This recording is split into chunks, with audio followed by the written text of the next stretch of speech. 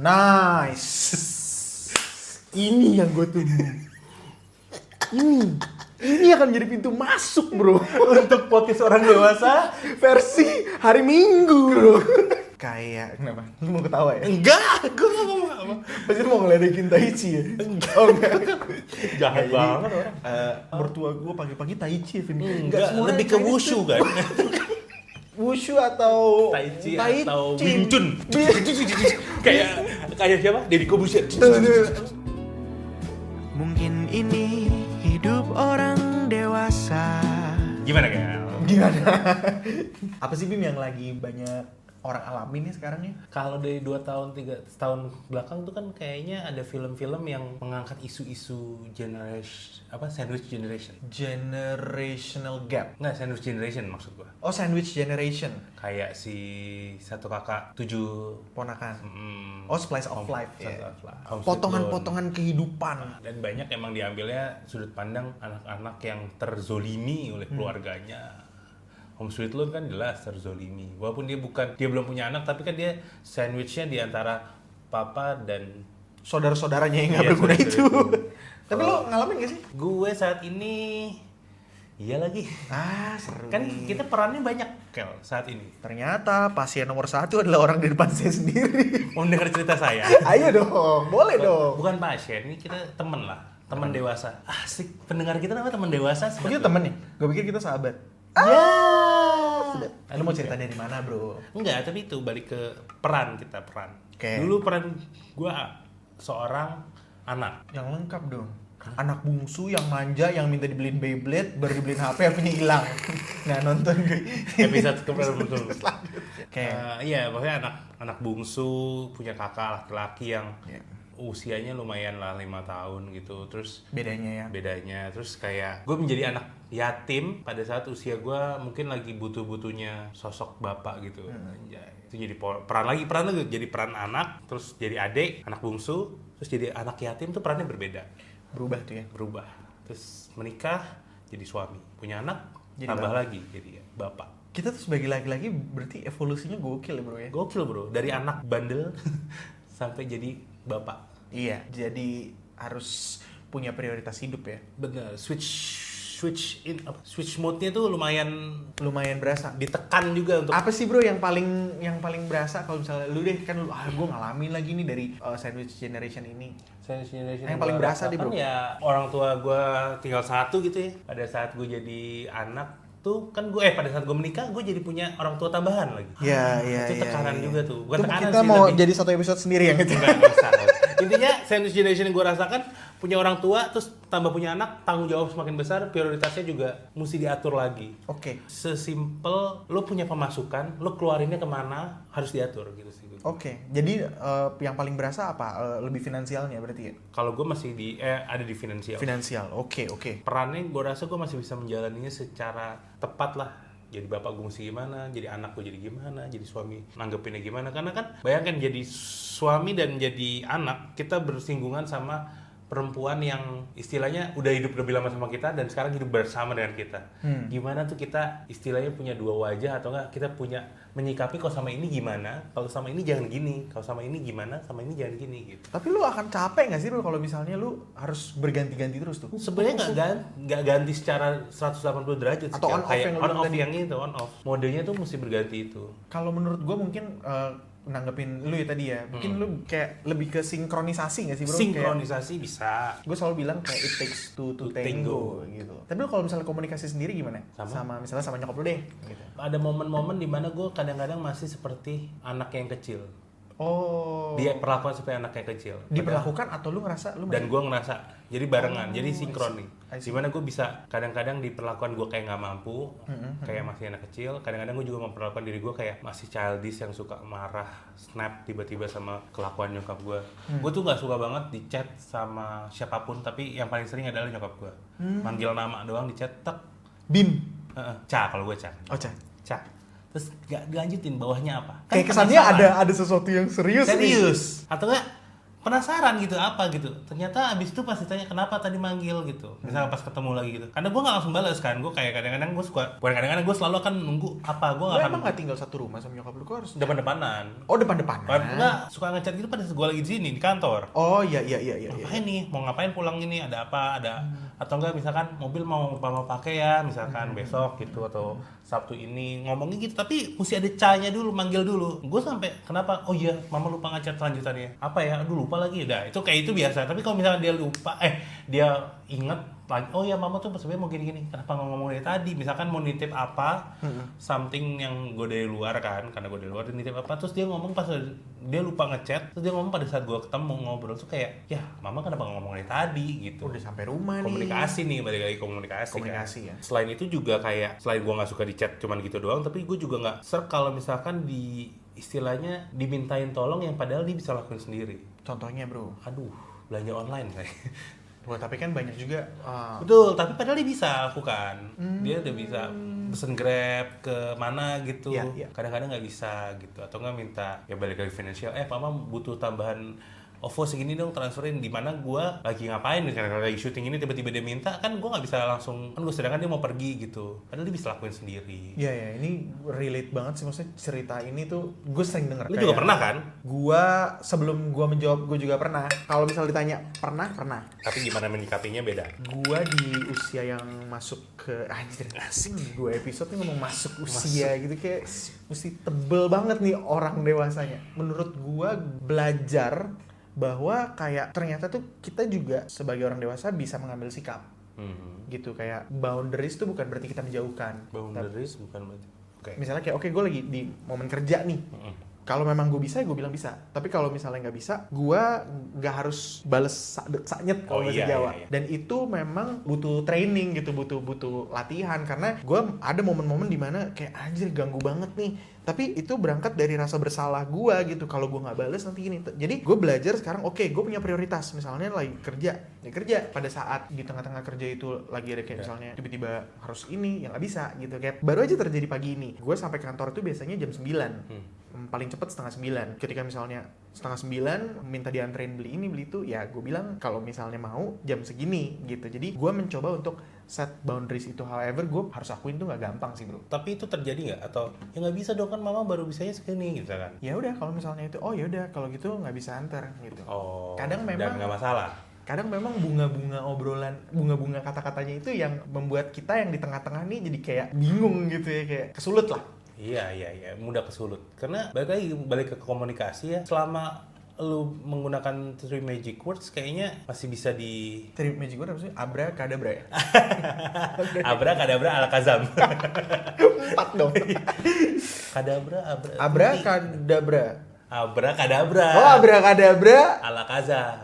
Oke. Itu nama Pokemon juga sih sebenarnya. Aduh, Aduh, gue nggak nggak main masuk Pokemon lagi lagi. Aduh, Lu tau kan kenapa gue iya. nggak main Pokemon? Karena ini setan. Setan. Itu buah dari Calvin menjadi anak di situ tuh. Nah itu bro, itu memang beda keluarga, memang beda pastilah kultur. Tapi Beda. memang di usia yang millennials kita nih, yang antara punya orang tua sama punya anak, itu memang lagi terjadi nih. Banyak yang komen-komen tuh orang tua NPD gitu ya, banyak ya. Iya. Banyak banget tuh bro. Banyak sih yang bisa diobrolin dari itu, cuman gue belum terlalu banyak ngulik juga. Nah, oke, kita obrolin aja di sini nih. Gimana tuh? Kalau menurut lo gimana? Gua sebenarnya kurang setuju ketika konten-konten yang NPD dan segala macamnya itu berhenti di situ. Oh, orang NPD itu bla bla bla bla bla bla, orang NPD itu bla bla bla bla bla. Dijudge seperti itu. Harusnya Lanjut ke dilanjutin. Gimana lu menyikapinya? Karena narcissistic personality itu sebenarnya it's good. Dan lo pernah ngomong juga harusnya semua orang punya itu. Semua orang punya itu. Gua menyadari, oh gue punya narcissistic. Sebenarnya kan intinya tinggal bagaimana menempatkannya nih, gitu nggak sih? Kayak, oke, gue punya narcissistic personality, karena kalau orang nggak punya narcissistic itu kayak sop tanpa garam bro. Jadi nggak ada pancaran orang ini. Tapi balik lagi, sebenarnya ada yang kurang lengkap. Kan NPD ada disordernya, berarti ada kelainannya dong. Ketika hal tersebut tidak disadari dan tidak disikapi, itu menjadi disorder. Nah, kalau misalnya ada disorder, ya udah dibikin orderly. Bener dong, jangan ini gitu. Bener sih. Dan itu tuh sebenarnya tergantung dari kita menyikapinya seperti apa. Kita tuh sebagai orang yang narsistik. Kita yang menghadapi orang, Oh, oke. gitu. Asumsinya kita punya kesadaran yang lebih baik, ya kita, Karena kita sadar. nyadarin lah gimana. Dan itu sebenarnya menurut gua berlaku juga ketika kita lagi ada di sandwich generation ini, gitu loh. Prioritasnya nggak bisa dipungkiri. Ya kadang-kadang kita harus dealing sama orang tua yang seperti apa gayanya, kadang istri juga apa segala macam, terus anak juga. Ya kalau gua kan Sebelum lah, on the way 4 bulan lah ya. Kalau lu kan udah berapa tahun sih anak lu? 2 tahun setengah. Nah, lu udah 2 tahun setengah, lu lebih advance lah. Tapi gue penasaran deh, dinamika lu sama nyokap lu sekarang. Oh iya, FYI juga buat penonton kita, lu kan tadinya punya kakak, Oh tapi iya, kakak gue juga udah almarhum. Udah almarhum. Lu punya ponakan berarti. Iya. Terus berarti lu harus deal sama istrinya kakak lu. Kenapa? Ya maksudnya kan untuk hubungan sama ponakan lu sebenarnya masih punya hubungan dong. Oh iya. Iya kan? Ya penghubung gue sama keluarga istrinya kakak gue ya dengan anak-anak itu. Dan gue harus sandwich generation yang gue rasakan juga, gue nggak bisa bilang gue jadi father figure pengganti buat ponakan-ponakan gue juga sih. Tapi ponakan-ponakan gue butuh sesuatu nih, butuh pengganti bapaknya. Dan gue ngerasa mungkin ibunya mereka nggak mencari Shout out dong buat ini. ibunya mencari kalau saya, ibunya mereka nggak mencari pengganti bapaknya. Jadi kayak mereka dia mau single parent aja mungkin ya. Oke. Yang gue tahu sih itu. Kalau misalnya dia mau gitu kan berarti dia anak kedua ponakan gue ini cowok dan cewek gitu. Tetap butuh sosok pria yang di look up lah gitu. Dan gue kadang-kadang, bukan kadang-kadang sih, minggu lalu lah gue ngerasa gue harus ada di posisi itu. Pada saat ponakan gue yang cowok mau berapa? 15 tahun? Gimana anak 15 tahun menghadapi tidak punya ayah gitu loh. Berat pastilah. Punya adik lagi? Punya adik lagi cewek. Terus harus travel kan ya? Travel Karena dari di Bogor ya? Gue aja ngerasain gue kehilangan bapak gue di usia 25 tahun. Beda loh, drastis loh. Gimana yang 15 tahun, beda 10 tahun sama gue. Kita di 15 tahun masih bisa happy-happy, dia enggak gitu misalkan. Jadi kayak, mungkin enggak, dia tetap happy ya, tapi happy-happy bersama ayahnya, tapi dia enggak. Iya, Kan iya, juga itu paham, beda. paham. Tapi mungkin itu, makanya nama lu Bima bro. Kenapa tuh? Bima kan kuat artinya. Iya, besar juga. Besar, benar-benar. Tapi bukan berarti menurut gue ya bro ya, kayak sebagai laki-laki, man to man nih anjay. Karena tuh menurut gue, kita sebagai laki-laki itu juga harus ada momen menyadari bahwa anjir gue gak kuat lagi nih gitu. Gak semuanya ada di pundak gue. Iya sih. Dan itu sebenarnya lu butuh safe zone. Safe zone. Kayak anchor rumah lo di mana. Nah, dari misalnya nyokap lu, ada ponakan, ada istri, ada anak lu. Yang menjadi anchor safe zone lu itu kira-kira yang mana, Bre? Tuhan Yesus. Nice. Ini yang gue tunggu. Ini akan menjadi pintu masuk, bro. Untuk podcast orang dewasa Versi hari Minggu, bro. Tapi masalah editor kita muslim, bro. enggak. Yeah. Tapi juga kalau dari semua pilihan tadi anchor gue di istri sih. Karena gue Nice. disatukan nih sama, ya balik lagi sama Tuhan juga sama dia gitu. Dan gue senyaman-nyamannya gue pasti sama dia. Ke nyokap gue nih, gue ada gak nyaman sama nyokap gue akan ke istri gue. Nyokap gue ada curhat, kok istri kamu gini ya gitu. Gue kan belain istri gue. Bener. Gitu sih. Paling enggak lu diskusikan supaya lu cari sweet spotnya lah. Betul. Ya. Tapi kan kalau misalnya lu gak nyaman sama nyokap lu datang ke istri lu. Kalau lu gak nyaman sama misalnya mertua gitu, bisa ke istri gak? Bisa dong. Oh bisa ya? Bisa dong. Akhirnya lu ya sharing saling Soal sharing karena menanggung ya. karena yang gak nyaman sama mertua bukan gue doang, istri gue juga. Shout out dulu dong buat mertua lu, bro. Sebut nggak namanya? Nggak usah. Oh nggak dong, usah. ngapain. Shout out. Nggak usah. Nggak usah. Oke. Iya. Mama mertua dan papa mertua aja. Oke. Semoga dia tidak nonton. Ya kan tiba-tiba dipikirimin sama teman gerejanya. Nih curhat nih gitu. Besok udah nggak ada episode ini. Enggak masalah juga kalau dicurhatin kan juga tahu bagaimana nggak nyamannya gue.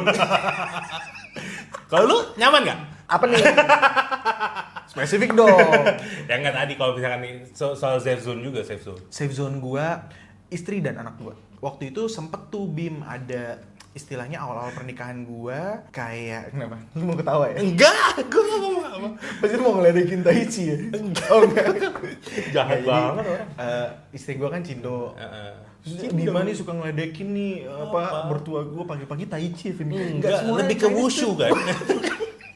Semua Chinese tuh wushu atau Tai Chi atau Wing Chun. Bi- kayak siapa? Deddy Corbuzier. Tuh, Marcel penyanyi kan Wing Chun juga. Oh iya. Bisa kungfu. Mau dilanjut? Nggak. Nggak. Karate Gitu kan. di Jepang kalau karate. Kalau kungfu panda dong nanti. Iya, Cina benar.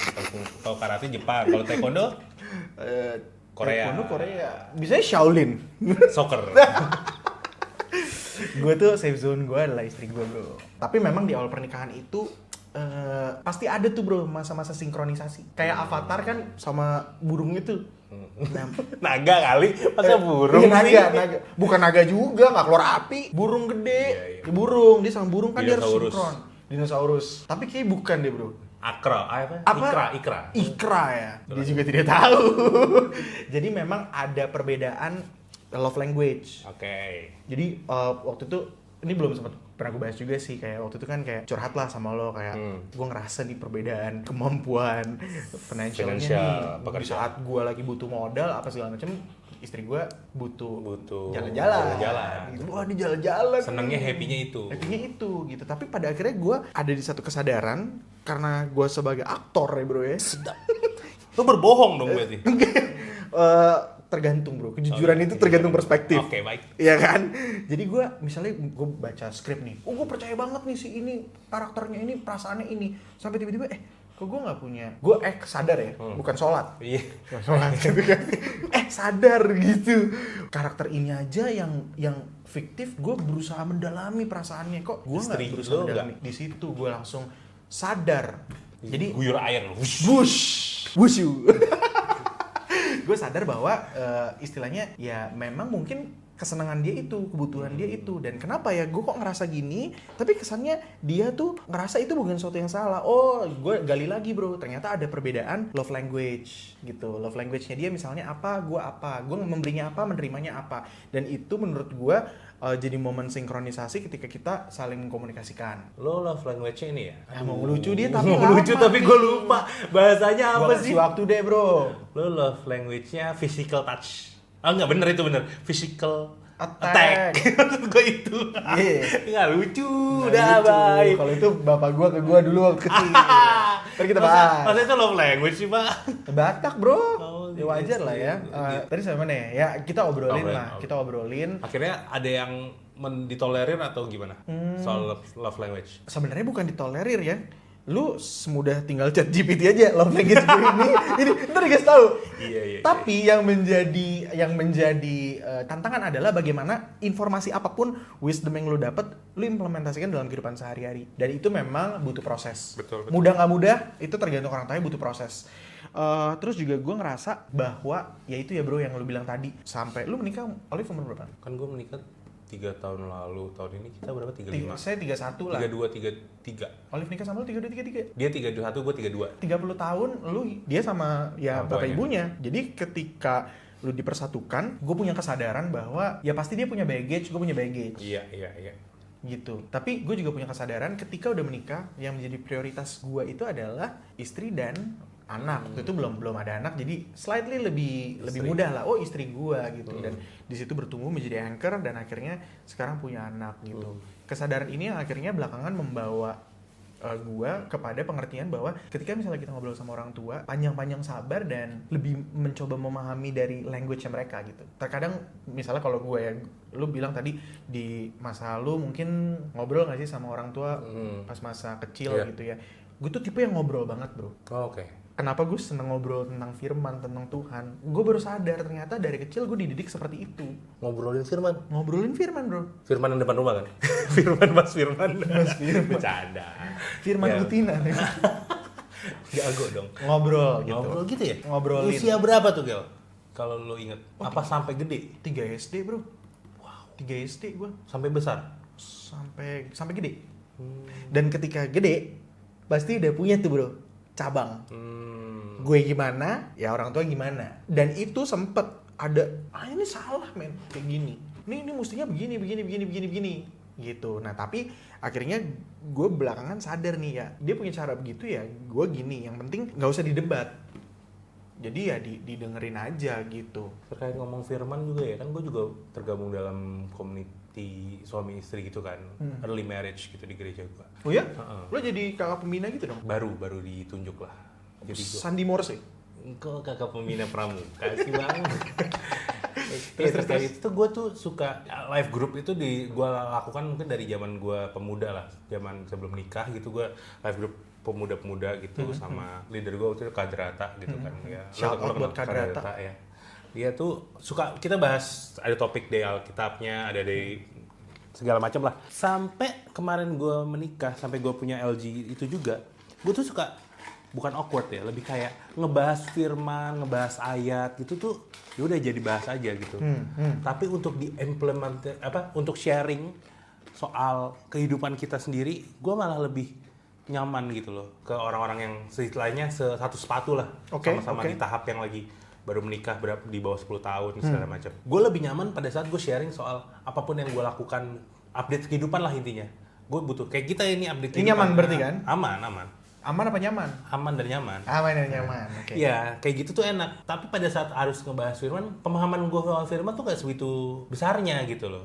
Jadi kadang-kadang gue bukan yang men-sharingkan sesuatu yang gue dapat dari firman itu aja, tapi gue akan lebih ngebelokin ke arah apa yang gue dapat aja dari diri gue. Ya, nggak masalah sih. Iya nggak masalah ya, makanya. Sebenarnya nggak masalah, tapi makanya gue jadi punya pikiran soal ngomongin firman tuh sebenarnya seperti apa sih pandangan lu? Kalau gue ngomong firman ya udah baca, terus dari situ kata-kata yang gue ngerti apa gue masukin. Kalau lu pada saat 3 SD gitu ngomongin firman tuh gimana? Apa cuman baca aja? Apakah ada implementasi? Kamu kalau di sekolah jangan kau ditampar sama teman kamu pipi kanan kasih pipi kiri kamu kan nggak kayak gitu kan? Kayak gitu. Oh kayak gitu? Ya enggak. Kan nggak kayak gitu kan? Iya. Beda kan maksudnya? Apalagi sekarang lagi kita dengan peran-peran kita tadi, kita juga punya beda dong. Iya. Masa iya kita agensi nyuekin kita diemin? Well ini gue nggak tahu ya ini relate apa resonate apa enggak, cuman ya pasti ada lah orang-orang yang dari Christian konservatif kayak gue ya, atau bahkan nggak harus Christian kayak Muslim gitu yang ditanamkan nilai-nilai Muslim gitu kan juga banyak pasti. Gue lupa sih Bim apa yang SD dibahas? tuh apa yang dibahas, tapi gue tuh pernah ngalamin ini bro. Jadi gue dulu kalau ada anjing itu alergi, jadi mata gue langsung gatel, hidungnya ingusan. Sementara waktu itu salah satu usahanya bokap gue tuh breeder Dalmatian. Jadi kan gue tuh sering alergi, bersinggungan. Terus udah gitu gue didoain di gereja. Karena Pak saya alergi nih, tolong doain dong, saya pengen sembuh, gue bilang gitu. Terus gue sembuh. lo mengalami ya? Lo ngalamin bro. Jadi at that moment tuh itu yang at least ada di core memory gue ya. Gue jadi percaya ada satu entitas.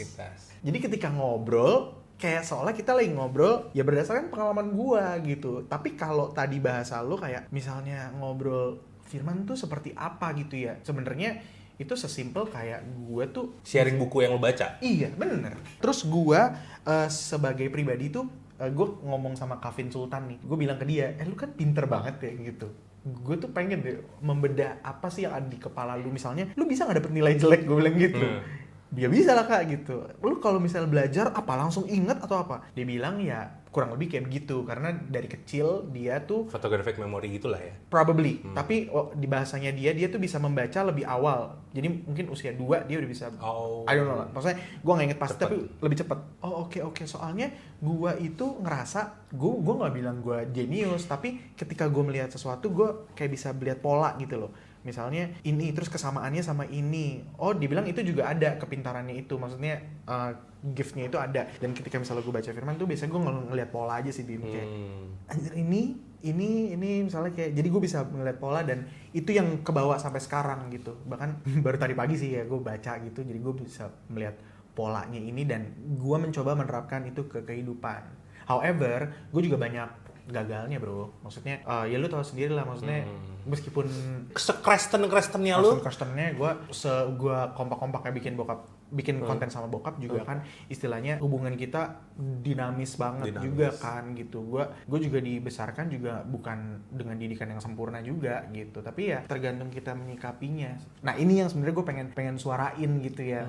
Cuman kayak kalau misalnya gue bikin talking heads ngobrol kayak nge-counter soal misalnya tentang NPD kayak itu pasti bakal jadi panjang sih, jadi gue males gitu. Dan gue ngerasa podcast orang dewasa ini jadi safe zone gue, jadi gue mau mencurahkan isi pikiran gue gitu. Tergantung kita sih bro menyikapinya. Iya benar. Menurut lu Setuju. gimana? NPD mau apapun lah, masalah-masalah current issue yang saat ini ada di masyarakat atau yang kita alami sendiri, kayaknya mau di counter directly nggak segitu efektifnya. Iya. Kadang-kadang kita harus melakukan manuver-manuver tertentu yang bisa membuat itu ngefek. Ini setuju banget sih. Kadang-kadang tuh gue tuh tipenya soalnya ini bro, kayak kadang terlalu jujur ya. Mungkin kita Iya, sama iya, di situ ya. Lu pernah kan jualan apa sih? Rhodes ke gue. Oh iya. Ini ada yang jual piano nih Vin. Lu mau mahalin tapi karena lu nggak bisa bohong ke gue ya. But anyway, gue tuh kadang-kadang juga ngerasa manuver-manuver itu tuh kayak, aduh nanti kalau misalnya ini berarti gue berpura-pura dong, gue bohong dong. Kan gue orangnya kayak gini gitu. Tapi menurut gue kejujuran tanpa kebijaksanaan itu adalah sebuah kebodohan sih bro. Iya. Well, gue dapet itu dari mentor acting gue sih. Iya. Dibilang, Ya mau berakting kayak gimana, berbohong seperti apa, tapi lu mesti bijaksana. Kalau enggak Iya. lu akan kelihatan dodol sih. bener, gue mah bahkan sampai tahun lalu kok, maksudnya sama orang tua tuh kadang-kadang masih misalnya, gue nggak setuju, gue speak up tuh. Enggak, gini caranya, ini yang bener. Terus gue gali tuh bro, gue kenapa ya kayak gitu ya? Oh akhirnya gue dapet sesuatu bro. Jadi ketika gue berusaha mendebat satu pemahaman yang menurut gue bener dan gue pengen orang lain percaya, itu karena gue belum 100% mengalami atau percaya yang gue debatin itu. Paham gak? Iya, kurang data lah. Iya, Kayak karena kurang gue data. insecure nih. Ah. Enggak kok, yang gue percayain ini bener. Terus orang lain ngedebat, gue insecure tuh. Anjing jangan-jangan salah ya yang gue percayain. Contoh misalnya, rezekinya tuh pasti ada yang kayak lagu Iya, kita lagu. sama-sama deh. Iya. Percaya aja bro, rezekinya pasti ada. Kalau gue belum bener-bener percaya sama lain itu, gue pasti akan bacot banget tentang itu. Bro, ini pasti rezekinya ada kok. Ini pasti rezekinya ada kok. Gue akan ngomong terus. Dan ketika ada orang yang, ya tapi lu tetap harus berusaha juga. Rezekinya nggak datang gitu aja. Enggak, yang penting percaya. Gue pasti akan langsung mendebat gitu. Karena ternyata rootnya adalah insecurity. Yang merubah lu adalah Gue sadar, oh ternyata ini karena insecure. Yang berubah gue, lagi-lagi gue ngalamin sendiri. iya, betul. Pengalaman bro, gue pernah tuh ada satu momen lah gitu ya, wah mesti mencapai satu titik ini di tanggal ini, ya gue alamin, bener kejadian. Jadi gue nggak perlu mendebat ketika misalnya orang nanya nih, tapi kan gini, ya udah kalau lu percayanya itu, kecuali si orang itu tanya ke gue, menurut lu gimana Vin? Menurut gue udah pernah ngalamin gini, jadi ini bener gitu. Nice. Karena orang di luar sana akan juga ada yang sama kayak lo, ada yang juga nggak sama kayak lo. Ada yang sama kayak gue, ada juga yang nggak sama kayak gue. Bener. Sebanyak itu orang di luar sana. Gue suka ngomongan sama lo. Gue tiap hari lewat jalan yang sama. Gue nggak pernah ketemu orang itu di titik yang sama, di momen yang sama, di titik yang sama. Karena segitu banyak orang, segitu banyak karakter di luar sana yang kita nggak bisa ketemuin itu. Dan serandom itu kehidupan. serandom itu, betul. Seperti ada yang dulu nanya ke gue bro, Apa tuh? kalau misalnya ada satu pendeta terjadi kelangkaan, tapi kalau misalnya semua jadi pendeta gimana bro? Nggak tahu lagi gue. Jadi banyak. Tai.